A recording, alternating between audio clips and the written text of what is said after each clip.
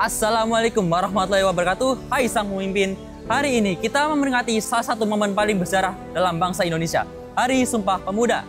Setiap tanggal 28 Oktober, kita mengenang semua luar biasa dari pemuda Indonesia yang bersatu dan berikrar satu nusa, satu bangsa, dan satu bahasa Indonesia.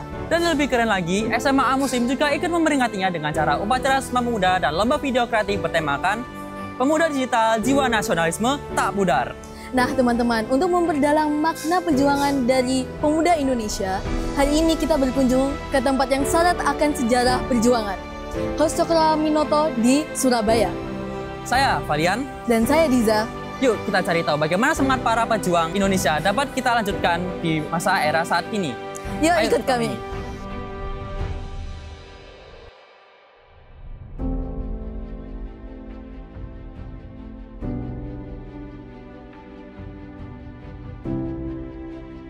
Dari masa ke masa, perjuangan pemuda Indonesia selalu berkembang mengikuti zaman. Jika dulu perjuangan dilakukan lewat orasi dan organisasi, kini perjuangan bisa dilakukan melalui pemanfaatan teknologi digital dan pengembangan ide-ide kreatif.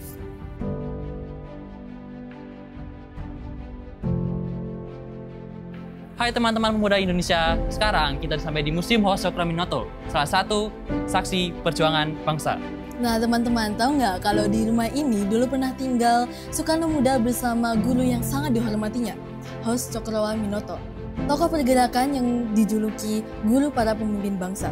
Dari tempat sederhana inilah menjadi sebuah gagasan-gagasan besar tentang kemerdekaan, persatuan, dan harga diri bangsa. Itulah mengapa tempat ini menjadi salah satu simbol untuk pemuda untuk terus berpikir maju untuk bangsanya. Dan menariknya lagi, meskipun zaman telah berubah, semangat itu masih sangat relevan dengan kita, generasi digital. Setuju banget Disa, di era modern ini, kita bukan lagi mengangkat senjata, akan tapi kita mengangkat sebuah karya dan ide. Jiwa nasionalisme tidak boleh pudar, justru harus kita kuatkan di era digital seperti ini.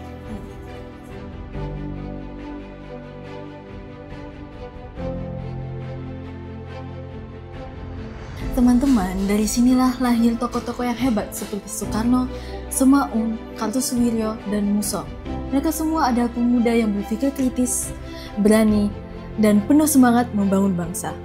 Dulu, perjuangan dilakukan lewat tulisan, pidato, dan diskusi. Sekarang, perjuangan kita berbeda, melawan ketertinggalan, hoaks digital, dan rendahnya literasi.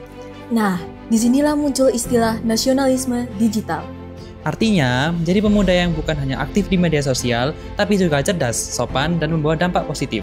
Kita bisa meneladani semangat para pemuda 1928 dengan cara modern, seperti membuat konten edukatif, inovasi teknologi lokal, atau kampanye digital yang menyebarkan semangat persatuan dan kebanggaan terhadap Indonesia.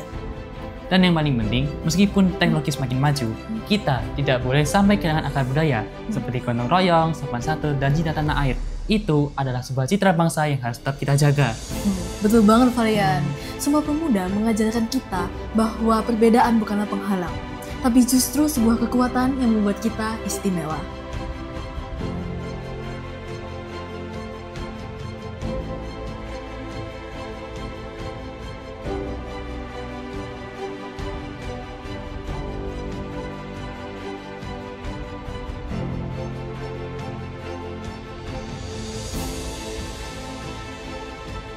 Wah, banyak sekali pelajaran yang bisa kita ambil ya, Valian.